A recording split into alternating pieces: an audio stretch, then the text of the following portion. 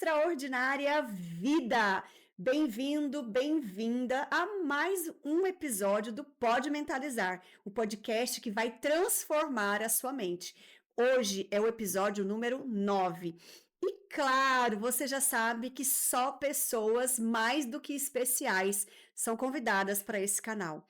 Hoje, aqui juntinho comigo e com você, a delegada Janira Laranjeira. Não poderia faltar, né? Bem-vinda, Janira, a esse canal. Gratidão por ter aceitado esse convite. É uma honra ter você aqui com a gente.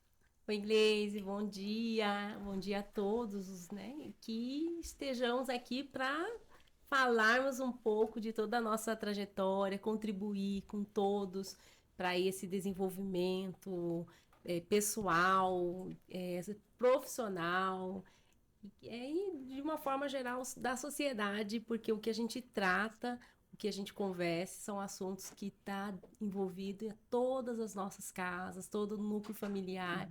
E é muito importante a gente ter a consciência e trazer luz. Isso mesmo. Maravilha. Janira, conta pra gente. A gente sabe, né? É um cargo que lida com dores também. Quando você atende uma pessoa, você percebe, você está na central de Central de Flagrantes de Cuiabá. flagrantes, tá? Isso. Você atende vítimas também? Atendo Atende também. vítimas. E quando você recebe uma vítima, você percebe nessa pessoa uma mentalidade de que não tem jeito, não vai mudar, é assim mesmo? Como que você percebe na mente dessas pessoas o comportamento? Porque existe a mente coletiva, o inconsciente coletivo. Sim. Muita gente acha que não tem mais jeito, não tem mais solução. Você percebe esse comportamento, essa mentalidade nessas pessoas que são vítimas que você atende? Sim, Gleise. Infelizmente, né, o nosso maior público que a gente lida com o acabou de acontecer. Então, o crime acabou de acontecer, onde que é atendido? É a Central de Flagrantes de Cuiabá. A gente pega toda a Baixada Cuiabana. Então, é Corizal, Santo Antônio, Barão de Melgaço, Cuiabá, a zona rural, é com a gente, a guia, distrito. E então, quando acontece o crime, ou o roubo, o furto, ou qualquer ato envolvendo ato infracional, menores de idade, é trazido para a gente. Então, várias pessoas que têm aquela extensa ficha criminal, então a gente atende 2, 3 vezes na semana, no mês, cada vez, no mês a gente chega a atender 2 pessoas, 3 vezes a mesma pessoa.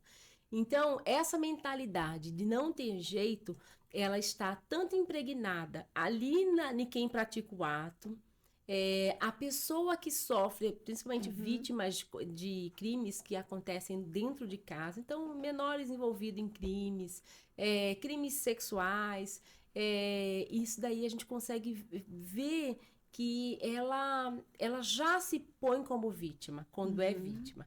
E quando é agressor, ela já tem essa mentalidade que ela não vai sair dessa vida, que, por exemplo, usuários de drogas, né? A gente pega muitos Nossa. usuários aqui na região da rodoviária. Então, quando eles são levados para lá. E mais, a equipe de policiais que atende, eles também chegam e falam, doutora, porque eu estou muito recente lá, né? Vim para cá esse ano. Eles falam, doutora, esse daí já passou por aqui mais 5 vezes. Então, você já vê que até os profissionais da segurança pública, eles já têm essa mentalidade de que essa pessoa não vai mudar. Então, assim, infelizmente, considerando a estrutura que nós temos hoje num pronto atendimento, de fato, a gente não consegue resgatar ninguém. Até o sistema prisional, de uma forma geral hoje, eu entendo que a gente não consegue resgatar vidas. Né? Então é preciso assim outros trabalhos voluntários que eu sei que existem. Tem aí a Arquidiocese que tem um trabalho que faz dentro do sistema prisional mas consegue alcançar poucos, né? Poucos reeducandos. Então tem a APAC também, que é uma associação que trabalha com educandos, né? Pessoas que estão sendo reinseridas na sociedade. Mas na maioria das vezes, esse sentimento de que não vai mudar de que não vai dar certo, de que a minha vida acabou, é isso mesmo. É incrível, é muito presente, é muito real. E é muito triste, né? Apesar de ser realmente real, porque a pessoa, ela só vai mudar no momento que ela quiser mudar. Enquanto não tem a virada de chave de falar assim, não, ok, até aqui foi assim, mesmo que eu tenha um histórico familiar, eu decido que eu vou fazer diferente a partir de agora, a partir de hoje. Se a pessoa não virar essa chave, não adianta, né, Não Janira? Não vai. adianta. Eu vou dar um exemplo. Eu peguei uma menina logo que eu entrei, em fevereiro desse ano, que eu voltei para a Central, porque eu passei por lá já na pandemia. Uhum, Então, logo que eu estava, nos meus primeiros plantões, em março ali, eu atendi uma menina de 14 anos. E ela foi conduzida lá para a delegacia porque estava usando drogas com um maior de idade no pátio da UFMT, na arquibancada da UFMT. E teve várias denúncias da reitoria, pró-reitoria, se não me engano, e pediram para a polícia fazer diversas rondas lá e uhum, conduziram para a unidade. E eu fui conversar com ela. A menina, assim, sem nenhuma característica, porque a gente tem características de sim. usuários, Uhum. característica que eu digo de pessoas voltadas para o crime, as características comuns da pele, cor de pele, é, classe social, entendimento, o entendimento, a conversa, a fala. E a menina era As palavras, totalmente. né? Ela se expressava bem, você via que ela tinha uma educação, que ela tinha uma família, ela era bem branquinha. E aí eu fui conversar com essa garota de 14 anos. E ela falou que ela tinha saído para uma festa com a irmã mais velha, que é por parte de pai, não sei. E lá ela saiu com o primo, com os amigos, para irem usar maconha ali naquela região, da onde ela foi conduzida. E ela começou a chorar, e eu conversei com ela, se ela queria sair dessa vida, se eu poderia fazer um encaminhamento, se ela era viciada, se ela era usuária, o que ela queria, o que ela pensava. E eu gosto de conversar, eu atendo todos, menor então, coloco na minha sala, o que você pensa daqui 10 anos, o que vai ser sua vida? Uhum. E eu comecei a conversar com ela, ela começou a chorar. Aí eu fui entender, eu fui questionar que essa tem uma dor. Ela tem uma dor muito antes. E Sim. aí ela soltou, chorou, falou que o pai é usuário. Eu falei pra ela, pra quem que eu posso ligar da sua família? Aí o rapazinho que estava acompanhando ela, ele falou assim, que ligaram na festa onde ela estava, né? A minha mãe não vai atender, porque ela também estava na festa, ela não vai atender, ela vai estar dormindo. E meu pai, ele está noiado. Ela falou assim: meu pai é usuário de drogas e ele tá noiado. Então, desde bebê, ela Uhum. enfrenta, ela vivencia isso. O meio. Então, era o conflito que ela tinha com o pai, quando o pai era casado com a mãe, e ela está seguindo o caminho do pai. Olha só, Sim. ela está seguindo, ele é um noiado, mas ela não admite que ela é uma noiada. Ela não é usuária, ela não é noiada. Ela curte. Ela Uhum. está ali no meio de curtição. Então, o que a gente vê muito é isso. O jovem entra com um escape. Entra no mundo das drogas, entra justamente para ter esse prazer, momentâneo que seja. Quando Mas acorda, já não consegue mais sair. justamente. E outro detalhe, porque eu checo, né? E eu chequei. Quando eu chequei essa garotinha, tinha um boletim de ocorrência de que ela tinha sido vítima de crimes sexuais praticado pelo pai. Aí. Então, e mais, quando a mãe dela, a gente conseguiu já de manhã conseguir falar com a mãe dela. Quando a mãe dela chegou, que eu fui atender antes de entregá-la para a mãe, eu fui conversar com a mãe. A mãe lembrou de mim da delegacia da mulher. Doutora, eu já estive lá, a senhora que me atendeu na delegacia da mulher. Olha, e você vê, olha a bola de neve Uhum. que essa garota de 14 anos está inserida. Então, Gleise, é isso. O nosso desafio hoje, a segurança pública hoje, eu posso te dizer com toda certeza, a gente enxuga gelo. Uhum. Porque nós somos um efetivo pequeno, nós não temos estrutura, nossos profissionais, e como eu te disse, eles mais julgam do que eles acolhem, Porque eles não têm esse treinamento de acolhimento. Eu não tenho só que ter acolhimento para vítima de violência doméstica, não é só esse grupo. Eu preciso de acolhimento e de tratamento de toda e qualquer vítima, porque a gente não sabe como ela chega ali. Vítima ou não, ou conduzida, a gente precisa de ter essa... de saber lidar, até... Eu costumo dizer para que a gente amenize a crise, porque nós trabalhamos com crise. Sim. Então, chega dentro da unidade, se eu encontro alguém que está sendo conduzida e essa pessoa ela está alterada, se eu reajo à altura ou com a mesma alteração, eu só crio mais problemas. Sim. Essa é a minha ótica. E eu costumo conversar com a minha equipe. Olha, eu não quero isso, eu quero isso. Me chama, eu escutei barulho, eu já saio lá na frente, lá na carceragem, eu quero saber o que é. Se é mulher, eu tive uma outra ocorrência com mulher também. E para mim, se é mulher, eu já tiro daquele ambiente, porque o ambiente é extremamente masculino. Eu tenho mais policiais homens, eu tenho toda a polícia militar, geralmente é composta por homens. Então, assim, ainda mais se eu pegar qualquer caso de violência contra a mulher, no contexto que seja, porque ali a gente não atende dentro do contexto familiar, né? Então, a gente atende em outro contexto, mas chega lá pra gente. E eu preciso ter esse olhar diferenciado, porque senão eu não consigo praticar a primeira justiça, porque essa é a nossa função. Ali a gente está para fazer a primeira análise da crise. Então, a gente precisa entregar com humanidade, com acolhimento e com justiça. Isso mesmo. E essas pessoas que buscam esse auxílio, qual que é o canal principal para elas alcançarem? Tem um disque denúncia, tem algo que seja de fácil acesso, ou ela precisa realmente ir lá na delegacia? Auxílio de proteção de violência doméstica? De qualquer tipo outra de ocorrência. Então, para ir à delegacia, ali eles são conduzidos, geralmente pela polícia militar ou pela qualquer outra polícia, penal ou polícia civil também. Conduzem para a unidade policial. Agora, se acabou de acontecer o crime, eu não preciso necessariamente, né? Se não acabou de acontecer, eu não preciso ir naquele momento para a unidade. Eu posso fazer um boletim de ocorrência virtual, eu posso procurar a unidade presencial durante o expediente ou de madrugada, que também temos aí uma unidade que funciona 24 horas, né? Para fazer boletim de ocorrência.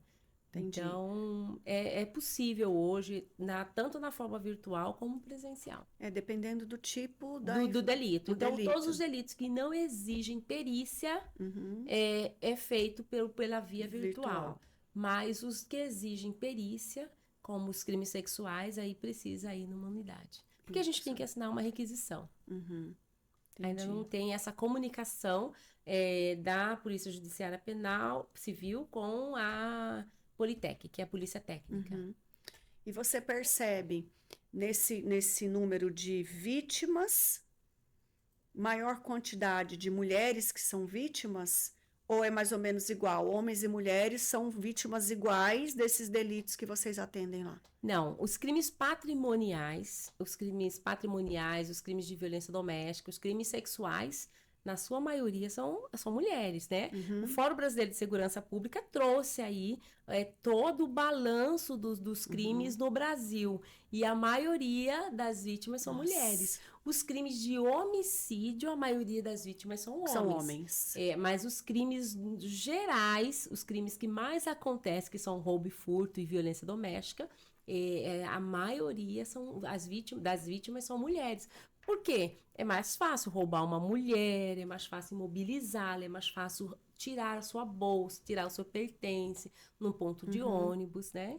Acessar essa mulher nos crimes patrimoniais, por exemplo. E nos crimes de violência doméstica, os números estão aí, né? Então, as mulheres são as principais vítimas dos crimes que acontecem no ambiente doméstico. Os crimes sexuais também. Então, o Anuário Brasileiro de Segurança Pública, ele também trouxe o Fórum Brasileiro que faz esse anuário, né?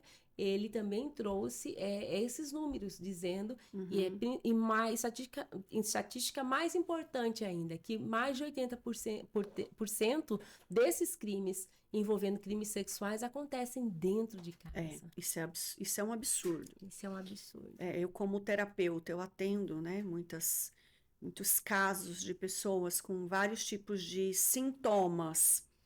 E quando a gente vai olhar, tem casos de abusos, crimes sexuais, e é assim, estarrecedor, né? As pessoas que têm esse contato com essa. Na época era uma criança, né? Então são pessoas ali de autoridade, né, na vida dessa mulher que era uma criança. Então a gente fica assim entristecido, porque no Brasil é algo que você fala, meu Deus, como, né? Como assim? Quando eu fiz o meu curso de hipnose infantil, né, o HipnoKids, a minha professora veio da Suíça. A gente foi para São Paulo e a turma toda em São Paulo, e ela veio da Suíça para fazer o curso. E ela falou pra gente lá, ela falou assim, lá na Suíça não ter tanto crime assim sexual contra a criança. No Brasil, assustador, ela falou. Assustador. Assustador. Então é algo surreal, né? O que a gente vê acontecendo aqui. Fora os feminicídios, né? Mato Grosso está entre os primeiros, né? Está em primeiro lugar, tá em primeiro pior lugar. estado para uma mulher viver, né? Com certeza, é isso mesmo, né? É nessa estatística que nós estamos vivenciando, né? E a gente... E é tão assustador que é naturalizado o comportamento. Então, são mínimos comportamentos que a gente visualiza no dia a dia, de questionar mesmo a conduta da mulher, até aquela que faz denúncia de assédio sexual.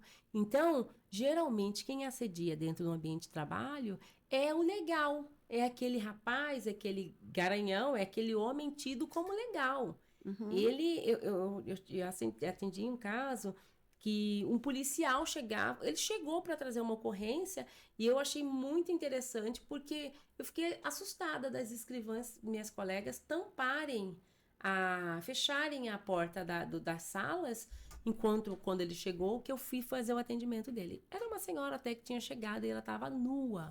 Então, ela já tinha caído num domingo e ela foi cair de novo numa quinta, furtando essas lojinhas dentro de condomínio.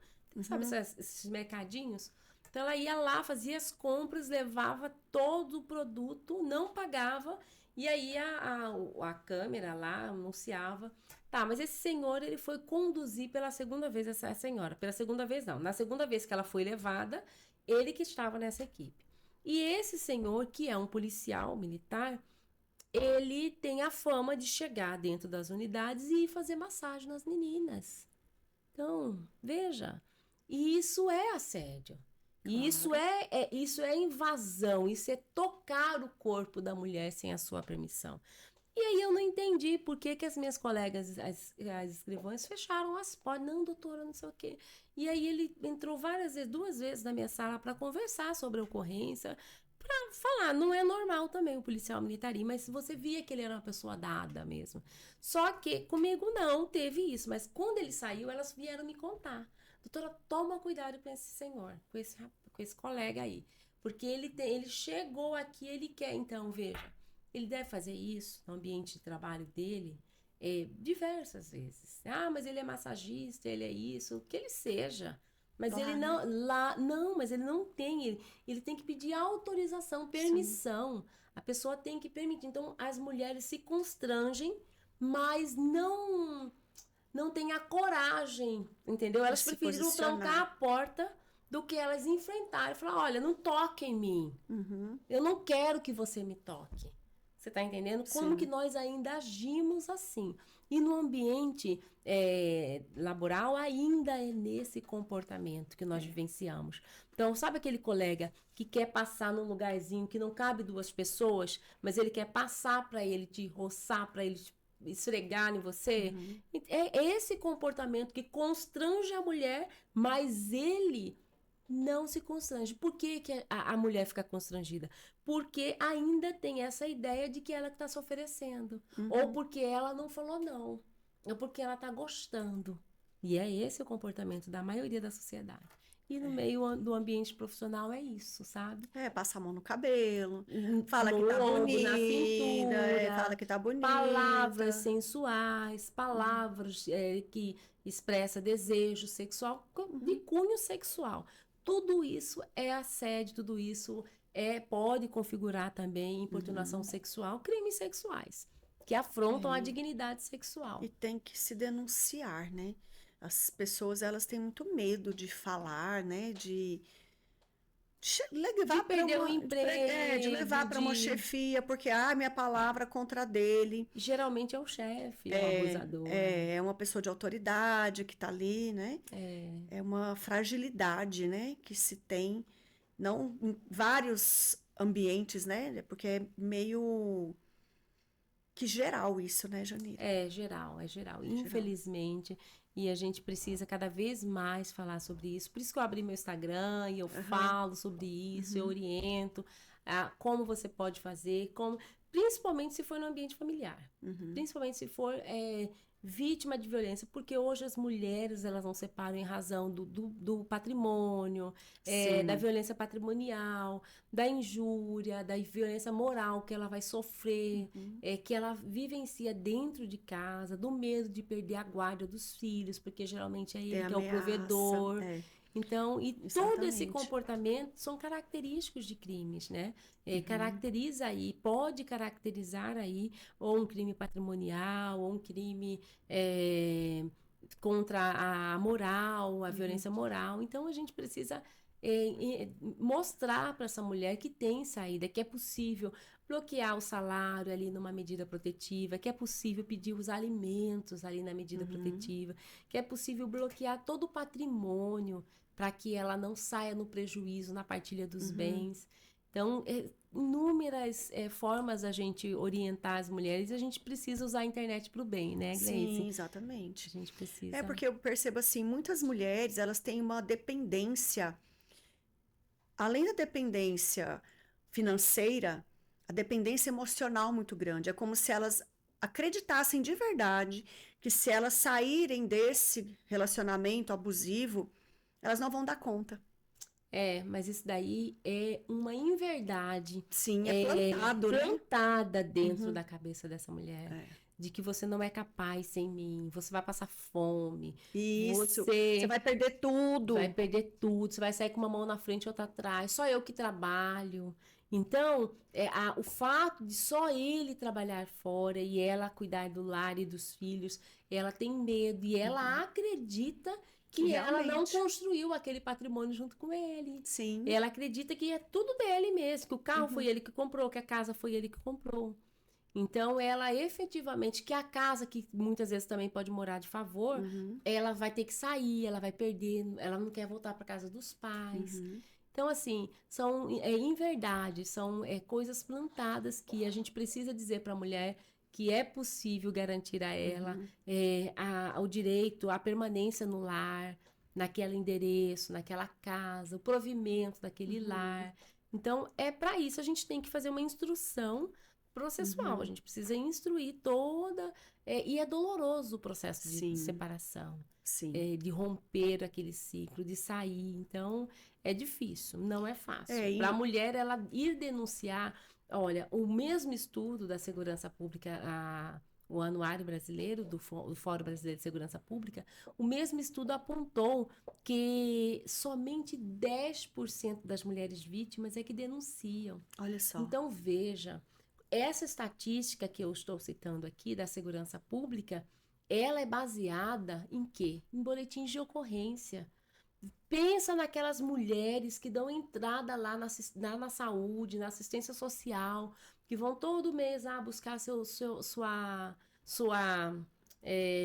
BPC, as gratificações, os benefícios que são fornecidos pelos governos estaduais, municipais e federais.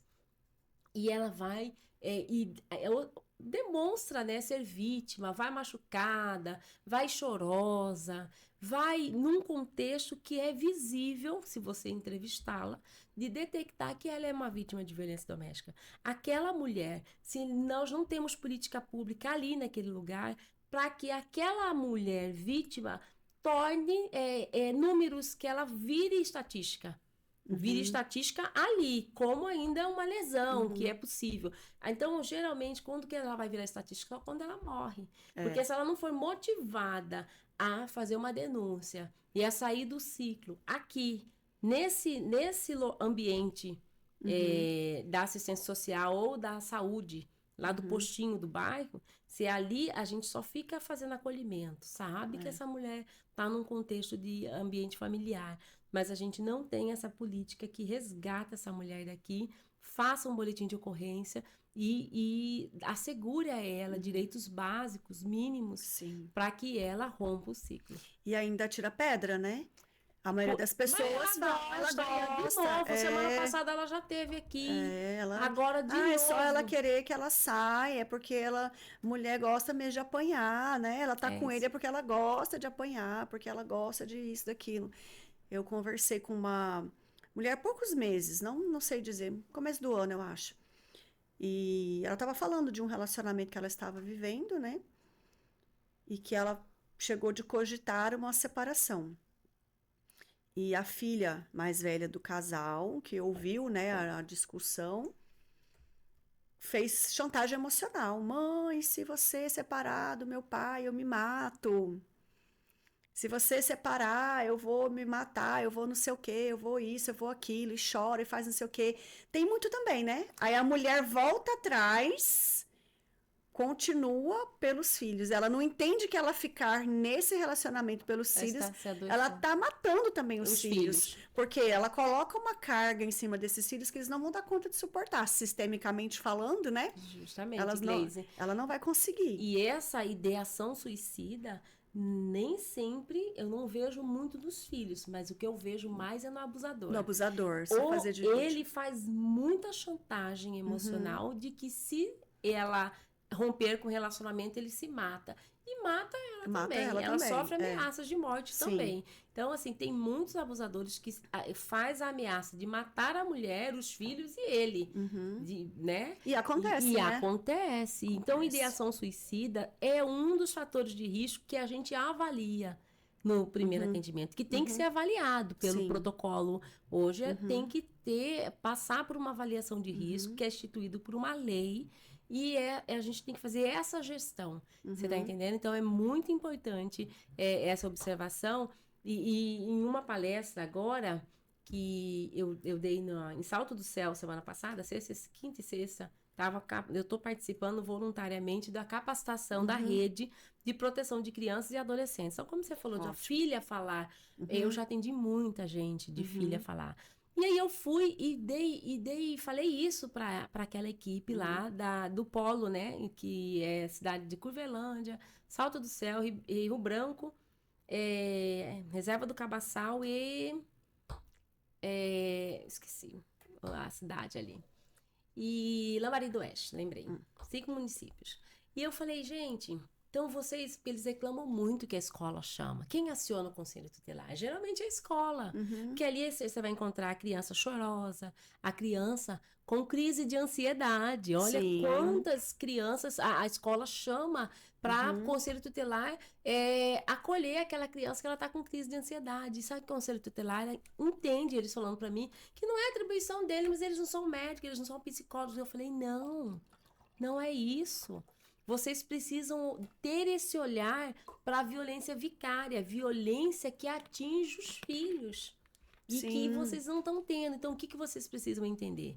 Que, além de resguardar o direito dessa criança que está sofrendo uma violação, que você pode fazê-lo através de um relatório, porque essa criança, geralmente, ela noticia por que dentro da casa dela está tendo um conflito, né? Que é isso. E se ela não conta, é uma requisição para a saúde, para um atendimento psicológico dessa criança. Então, o Conselho Tutelar tem essa atribuição de fazer essa requisição, fazer esse acompanhamento e as visitas no domicílio. Então, a gente consegue esse trabalho em rede adentrar aquele lar que a gente tem a notícia de que tem violência e que já está influenciando a criança, que ela também é uma vítima direta da violência doméstica, não é só a mulher propriamente.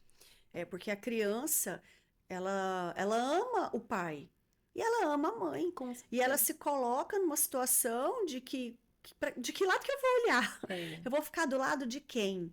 Porque, como você disse, o abusador, ele se faz de vítima. E ele Sim. gera confusão na cabeça desse filho. Ah, eu tô fazendo isso porque você fez isso. Se você não tivesse feito isso, eu não faria dessa forma. A culpa é sua. Ele quer jogar É. para a vítima uma responsabilidade, na verdade, que é o mau comportamento dele, né? Ele quer É. justificar o mau comportamento. Justificar. E os filhos ficam naquele meio ali, né? É. Assistindo essas brigas.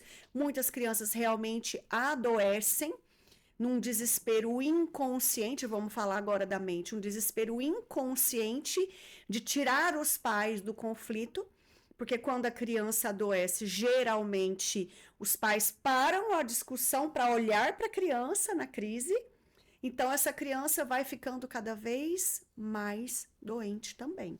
A gente vê Justamente, é muito isso isso. mesmo. Então a gente vê, esse comportamento é bem narcisista, né? É, narcisista, Porque 100%. ele é manipulador. É. Ele que é o causador de toda a Aham. dor, mas ele atribui a culpa a essa mulher, a essa criança. Então, olha quantos lares, quantos atendimentos eu já fiz de mulheres que falam que quando o pai chega, as crianças têm que correr e dormir. Tem que correr e parar com a bagunça, parar de brincar. Por quê? Porque senão vai causar, vai irritar, vai fazer com que ele altere o comportamento e ele reaja com agressão. Então, esse comportamento é rotineiro, é recorrente, que chega numa unidade policial. E você percebe que há um índice muito alto dessa violência com bebida alcoólica? Então, são dois outros fatores Aham. importantes. Que a bebida alcoólica, ela é um fator que potencializa. Então, a gente, dentro do questionário de risco que eu te falei, que é instituído por lei, ele tem lá a pergunta, tem uso abusivo de álcool ou droga? E aí, geralmente, a mulher responde que sim. Então, é também um fator que potencializa o O comportamento comportamento agressor. agressivo. Que já tem impregnado naquele abusador, geralmente. Porque eu percebo, né, que existe também essa, igual a gente falou, a repetição de padrão, né? O homem bebe, quando você vai perguntar, o pai dele bebia, o avô dele bebia, os filhos já estão bebendo, assim como os usuários, né? Então, meu pai é usuário, minha mãe é usuária. Esse jovem, essa criança, ela está crescendo nesse ambiente. Se ela não tiver uma determinação muito grande para fazer diferente, qual é o outro caminho? Ela vai repetir. Vai repetir o comportamento. Vai repetir o comportamento. A mesma coisa vem nas gravidez na adolescência. Né? As meninas jovens, é quando você vai ver, a mãe também ficou grávida na adolescência, que a avó também ficou grávida na adolescência. Uma repetição comportamental. Quem dera fosse só para coisa boa, né? Quem dera fosse só para coisa boa. Mas não é. Não infelizmente. é. Infelizmente. E é inconsciente. Inconsciente. É inconsciente, porque a gente repete nosso comportamento. A maioria dos nossos comportamentos, eles são repetitivos. Total. Eles são inconscientes. Sim. Então, é pouco, né? Se a gente conseguisse agir conscientemente a maioria do tempo, durante 24 horas, durante um dia, né? Ou durante 12 horas, a gente está conscientemente, eu vou fazer isso. Porque isso vai me trazer aquele resultado. E não é. Não é. 90% dos pensamentos de hoje são os mesmos de ontem, de anteontem. Então, vai repetindo e o pensamento gera o comportamento. Né? O comportamento vem depois do pensamento.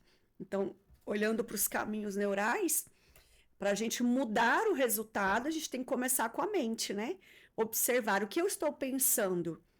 Qual é o meu primeiro pensamento? O que eu penso a respeito disso? Analisando esse pensamento, você... então eu estou fazendo isso porque... Olha esse pensamento. De onde que vem? De onde eu ouvi isso? Eu sempre brinco com as mulheres, né? Sobre o dinheiro. Qual o pensamento que você tem sobre dinheiro? Dinheiro é sujo. Para ganhar dinheiro tem que morrer de trabalhar. Quem tem dinheiro tem a mão suja, as pessoas ricas são desonestas. Qual o pensamento que você tem? Então, e aí, como que você quer dinheiro se você tem esse pensamento sobre o dinheiro? Enraizado dentro de você, ali subconscientemente. Você não vai ter. Então, você bloqueia a sua prosperidade. Então, o primeiro passo para mudar qualquer atitude é observar o que você pensa a respeito disso. Interessante, é isso mesmo. Porque até, como você disse, na equipe, se até a equipe acha que não tem jeito, essa equipe vai cumprir o protocolo ali. Eu vou cumprir o checklist do atendimento e pronto. Não Assim tem mesmo. um esforço maior para fazer algo diferente, né? Não tem. Infelizmente. Então, e você faz um esforço, sabe assim, eu no meu caso, para fazer um atendimento, para colocar a vítima, para conversar com o suspeito, porque eu faço esse atendimento. Eu vou lá fazer a oitiva, eu coloco a vítima na minha sala. Então, é anormal. O normal é você fazer o atendimento via escrivão, você despacha, né? Muitas vezes não quer nem saber o porquê. Entendeu? Tá no Por que automático? ela tá ali? Tá no automático. automático. Então, no caso dessa menor mesmo. Então, assim, eu sei tudo isso porque eu fui entrevistar ela. Eu achei qual razão uma garota com 14 anos estaria naquele ambiente e todo aquele comportamento que eu te falei antes. Então, assim, a gente começa a fazer, a entender. Eu já atendi casos em que a mulher foi conduzida, né, como suspeita. Então, uma mulher grávida, eu vou até contar esse caso.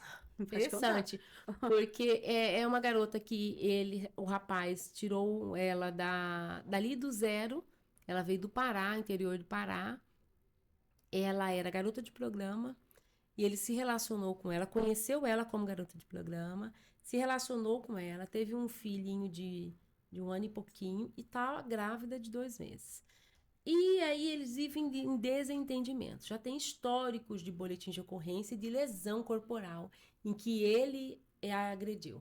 Então haviam 2 boletins que, né, nesse contexto todo aqui, que eu só descobri depois que eu fui olhar e fazer o atendimento. E essa mulher chegou num sábado à tarde, conduzida. Por quê? Porque ela tinha saído de casa no domingo, perdão. Ela tinha saído de casa no dia anterior, depois de uma briga, deixado o bebê com ele e queria separar, né? Então ela foi e voltou para onde? Lá para onde ela tem acolhimento, o único lugar aqui em Cuiabá e que ela tem esse acolhimento. Ela voltou lá pro zero. No dia seguinte ela foi lá para buscar o bebê. Ela decidiu separar, ela foi para buscar o bebê de 1 ano e alguma coisa. Ele não deixou ela entrar. Então aí começou a desavença. Aí na hora que ela entrou, que ela conseguiu pular o muro, entrou, ele jogou ela no chão, bateu nela. E ela, para se defender, foi e pegou uma faca. Eu quero só meu filho. Quero só o meu filho. Mas ela sofreu agressão. E ela pegou essa faca, correu atrás dele, ele pulou o muro, correu por casa da vizinha, que é a mãe dele. Conseguiu se abrigar lá com a criança. E a mãe chamou a polícia, ele imobilizou ela, né? Ele conseguiu imobilizá-la. Ela estava assim, cheia de lesão, pela luta corporal.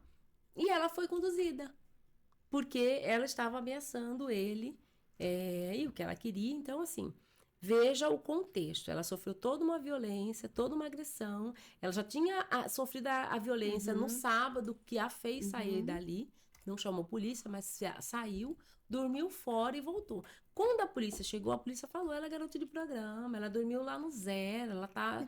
Aí ela voltou, mas foi assim que construíram a versão que a polícia militar nos trouxe, essa mulher. Ela chegou, a polícia militar chegou, ela foi tida como louca, porque as mulheres se desequilibram, as mulheres choram, as mulheres gritam. Então, para você parar e ouvir com verdade, com empatia, você tem que tirar todo o seu preconceito. Porque você já ouviu que ela passou a noite no zero. Então, veja, ela já não presta. Então, aquela equipe que atendeu e que, por sinal, tinha uma mulher, era uma mulher e um homem, aquela equipe da Polícia Militar, e eu cheguei, ouvi toda essa situação, eu falei, não coloca ela na cela não, coloca ela lá na minha sala. Senta ela lá na minha sala. E senta ele aí também na recepção, nós vamos conversar. Fui ouvir. Ela não tinha tido a oportunidade de contar essa história que eu te contei. Ela contou pra mim. E ela estava muito enjoada, tava escorrendo água da sala lá da delegacia, escorrendo água do ar-condicionado, ela pegou conversou comigo toda hora vomitando, toda hora cuspindo, toda hora com enjoo, estava grávida. Então, ela estava com dor no pé da barriga, porque ele a jogou diversas vezes e ela caía e bateu, estava com um vermelhidão, porque ela também bateu no sofá na hora que ela caiu, uma das vezes que ela caiu. Então, ela precisava de atendimento médico hospitalar, porque aquela dor ela poderia estar, né? A gente não entende, eu sempre tomo essa cautela. Mas aí veja todo esse contexto dessa mulher que foi julgada antes, que foi julgada ali no primeiro atendimento. Então, fiz o flagrante dele, autuei ele como abusador, e fiz o acolhimento dela, mandei para perícia. Ela estava com lesão no corpo, lesão nas costas, lesão toda no braço. Na hora a gente também fez a retirada de pertences, né? Falei para a equipe, retira o pertence da casa alugada, ou não sei se ela vai querer dormir lá, mas pega o bebê, entrega para ela. Então a gente fez todo esse acolhimento. Veja, se a gente não tiver esse olhar diferenciado, essa mulher, ela iria ser conduzida para uma unidade, foi conduzida, né? E aí, lógico, eu chequei, porque eu faço a checagem. Eu vi históricos de violência, olha, poxa, era um esforço que a gente precisa fazer para não chegar a esse ponto.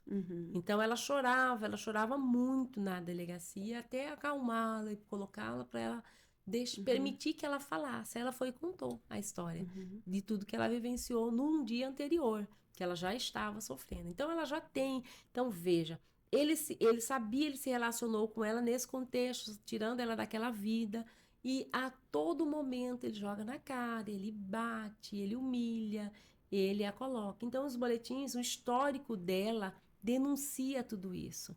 Então, o que a gente precisa? A gente precisa de ter esse olhar diferenciado. Se eu fizer no automático, se eu fizer... não, a polícia militar falou que ela é culpada, que ela que agrediu, porque ela ameaçou, porque a denúncia era essa. Sim. De ameaça com a faca. Então, assim, ela não... A intenção dela era o filho. Ela queria pegar o filho do braço dele. Que ao tempo todo ele... Depois que ele pegou a criança, né? E fugiu para casa da mãe. Aí ela pegou essa faca para correr atrás dele. É o desespero. Faca não, uma tesoura, se não me engano. É o desespero. É o desespero. Então, esse olhar atento é muito importante. E é o que a gente precisa fazer. Senão a gente vai continuar trabalhando no automático e nós vamos continuar repetindo o comportamento. Por quê? Porque nós já temos uma estrutura que julga, nós já temos uma estrutura que não atende como deve ser feito. Então, a gente precisa, cada vez que a gente atuar, eu mesmo, depois eu tenho qualificação, eu tenho pós-graduação, então não compete a mim agir igual. Eu falo sempre isso para os meus colegas. Vocês, tudo bem, eu já passei por isso. Então, eu sei, eu vivenciei 4 anos dentro de uma unidade que me fez entender. E eu também tenho histórico de violência na minha família. Então, esse julgamento de mulher, esse entender que a mulher está atrasada porque estava traindo, porque estava servindo o patrão. Quantas mulheres têm que fazer ligação de vídeo para comprovar onde que tá? Então, assim, esse comportamento abusador, ele é recorrente. E as mulheres vivenciam isso. E dentro da minha casa não foi diferente. Então, eu vi o meu pai julgar a minha mãe. Eu vi os meus avós, a relação abusiva dos meus avós. Então, a minha mãe conta como que era a infância dela, quanto que a minha avó sofreu, como eles dormiam alongado, dormindo no mato, quando o meu avô chegava. Então, é isso. Quando a gente desperta para esse atendimento, para esse olhar... e eu costumo dizer que eu duvido que os policiais que trabalham nas unidades não tenham esse histórico de violência, mas eles naturalizam o comportamento. O comportamento de julgar a mulher, o comportamento de entender que ela tem culpa, que ela que falou alto, ela que não esperou ele chegar, ela que reclamou demais, que falou da panela, que falou da toalha. Sim. E assim, olhando todo o contexto, né? Dizem que quando a gente vai para uma profissão, a gente tá, ou é uma dor curada, ou a gente busca algo pela dor que a gente viveu. Delegada, busca justiça, certo? Se hoje você encontrasse com a Janira de 20 anos atrás, o que você falaria para essa Janira? Lazy, até me emociono, porque assim, eu fui vítima de abuso sexual na minha infância. Então, eu me julguei por uma vida inteira. E eu creio, sim, que a gente se encontra numa profissão, que a gente se realiza numa profissão para curar. Porque eu vivenciei esse processo de cura de 2020 para cá. Eu resisti muito a entrar para uma delegacia de cuidado. Então, sempre fui de operacional, sempre estive na roubos e furtos, na homicídios. E quando veio a pandemia, que se criou essa delegacia 24 horas, eu fui uma das primeiras delegadas, né? São 5 equipes, eu fui uma das 5 equipes que assumiu aquela unidade. E lá fiquei por 4 anos. Então, foi ali que eu encontrei a minha dor, que eu fui começar a curar a minha dor. Foi ali que eu entendi por que eu tinha resistência de atender mulheres vítimas de violência. Por conta desse ciclo, desse abuso infantil que eu vivenciei. Então, a cada oitiva, a cada conversa, a cada narrativa de meninas que sofrem abuso por tio, por pai, por vô, por primo, vizinho, irmão. Essa vivência aí eu fui me curando. Hoje eu consigo falar sobre isso. E eu comecei a falar sobre isso esse ano. Eu nunca tinha falado sobre isso. Então, assim, é a mesma coisa, é o que eu vejo na relação, porque eu falei dos meus pais. Meu pai sempre foi garanhão. E a família naturalizava esse comportamento dos homens serem esse galanteador. Esse que fica paparicando, fica de pegação. E, lógico, se homem, encontrar né? uma brecha, acontece sim. E esse comportamento sempre foi naturalizado na minha família.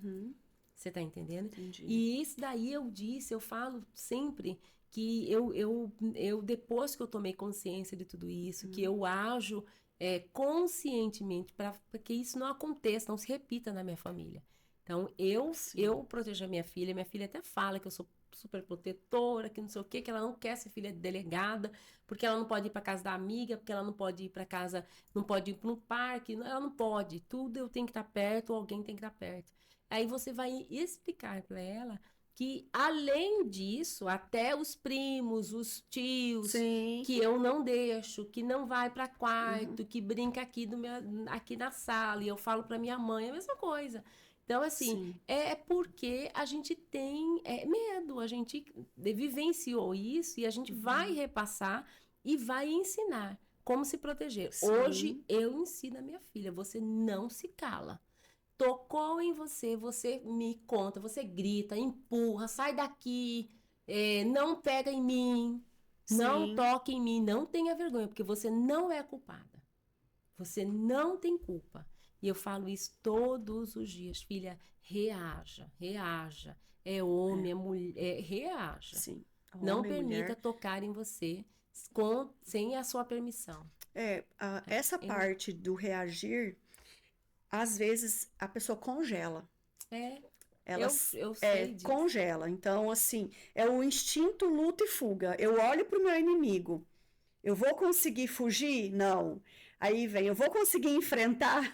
Às vezes não. Então, o terceiro é o congelar. E algumas chegam a desmaiar. Desmaiam, porque ela não. É demais para ela aquele momento, o susto é tão grande com a situação que está acontecendo que desmaia. Então, não lembra do que aconteceu. A mente, né? Os percalços, bloqueio. Bloqueia, porque ou ela vai entrar num looping, ou ela não sabe o que aconteceu, mas ela sabe que algo aconteceu, ela tem uma dor inconsciente ali dentro, né? É muito interessante, ao mesmo tempo é muito triste, né? O bom é que tem cura. Quando a gente decide, eu vou olhar para isso, igual você falou, né? Olhei para isso, demorei, mas eu olhei e hoje eu estou curada. Hoje eu consigo falar disso sem chorar, consigo falar disso sem causar tanta dor, porque eu falo, enquanto tá ferida, você encostou, sangra. A partir do momento que virou uma cicatriz, porque é cicatriz, faz parte da sua história, não vai sair dali, mas já não dói. Você já olhou para aquilo, já consegue falar. Eu também sofri abusos no plural, né, na minha infância. E é isso, são pessoas da confiança dos seus pais, pessoas que têm um fácil acesso a você, e a gente se sente sim culpada, a gente fica perguntando por quê, o que que eu fiz, né, para acontecer isso. A gente pega para nós essa culpa. Enquanto você não olha com esse olhar de transformação, a gente fica refém, né? Dessas dores, dessas memórias. Isso influencia em tudo na nossa vida. Tudo. Sexualmente falando, profissionalmente falando, silêncio, a gente se silencia. Sim. Eu falo para você porque eu vivenciei também assédio moral na instituição e eu me silenciei. Então, e foi nesse processo de cura que hoje eu posso dizer que eu cresci, eu tenho uma maturidade. Sobreviveu. Em pouco tempo, depois que eu fui encarar isso, sabe? E fazer com que isso ficasse efetivamente para trás. E que eu conseguisse falar em público, enfrentar uma reunião, conseguisse me posicionar. Porque nem sempre foi assim. Nem sempre foi assim. E agora eu quero que você, já estamos, né, encerrando, um conselho que você possa dizer para essas mulheres que estão sendo vítimas. Se você pudesse olhar para uma mulher agora, o que você falaria para essa mulher? Olha, eu sempre digo que você não tem culpa. Eu sempre falo, comece tirando esse peso da culpa, tirando essa responsabilidade, essa inverdade que inculcaram, que impregnaram na sua cabeça. De que você é culpada, de que você que quis, de que você que permitiu. Então, e que obedeça, honre a sua história. A gente precisa acreditar na nossa história, a gente precisa admirar a nossa vida, a nossa trajetória. Olha de onde eu vim, o que eu alcancei, olha onde eu estou, olha o que eu sou capaz, veja a família que eu constituí. Então, assim, tem dor, eu não vou dizer que não vai ter, porque, assim, por mais que eu falo desse processo de cura, que eu vivencio essa justiça, que eu tenho sede, eu trabalho mesmo isso, nas minhas horas vagas, principalmente, eu me dedico a isso, mas justamente porque eu me silenciei muito tempo. Porque eu já poderia ter evoluído muito mais, alcançado e acessado mais mulheres para mudar de vida, mas foi um bloqueio. Foi tudo em razão de eu entender que eu era culpada, de que eu não era capaz, de que eu iria sofrer uma retaliação, de que eles iriam me alcançar com uma corregedoria, ou que eu queria ser questionada, por que eu me silenciei até agora, sendo uma delegada de polícia. Então, eu fui entendendo que eu não tenho culpa. Eu quero falar sobre isso agora e quero falar por falar, para dizer para outras mulheres que se elas vivenciam isso, é possível passar virar a página e seguir a vida. Mas a gente precisa ter esse processo de cura. Exatamente. Se permita, né? Se permita curar, se permita reconhecer o seu valor. E eu vou aproveitar já para te convidar para o nosso evento Viva o Extraordinário, 25 de outubro na FATEC. É um evento para falar com mulheres sobre toda essa transformação e sobre o poder que a nossa mente tem quando a gente decide que a gente quer mudar. Começando pela mente, a gente move o mundo. Quando eu mudo, o meu mundo se transforma, meu mundo muda. Então já anota na agenda do dia 25 de outubro. 25 de outubro. 25 de outubro na FATEC. Gente, finalizando mais um episódio. Se você ainda não está seguindo o canal, corre lá, Grace Dutra, e fica ligadinho, ligadinha, porque aqui é o podcast que vai transformar a sua mente. Beijo e até a próxima!